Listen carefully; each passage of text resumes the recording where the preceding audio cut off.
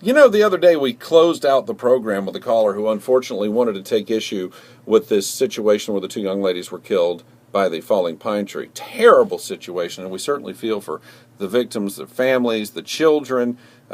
Just an awful thing. But this guy called and insisted that the thing we need to do is get the county to go out there and find every single tree that could fall onto a road and make sure that they're taken care of. My question to him at the time, he took a little offense to, or at least he got testy with me when I asked the question. And I didn't do it in a testy fashion. I just asked the question. Before we do it, I said, how much are you going to spend and how are you going to pay for it?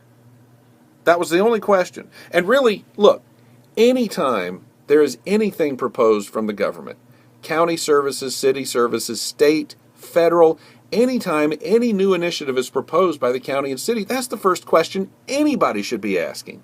And if you're running around asking the county, city, state, whatever, to do something on your behalf or something that you feel is important, you should be able to answer that question. How much do you want to spend on it? And how are you going to pay for that money? Where is that money going to come from?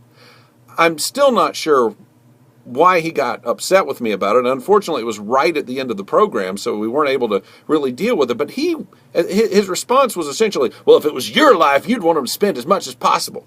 Well, I don't think that's fair, because we're not basically taking people and putting them in a hangman's noose and then saying, how much do you want to spend to save your life?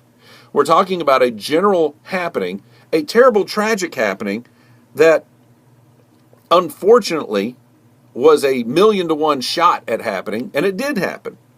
But I will tell you that the county would probably have better success buying Powerball tickets with the money than going out there and trying to figure out which tree is going to fall on top of a car next. It's just not a practical thing. You know, at least with the causeway barrier, they waited till there was more than one incident to start to do something.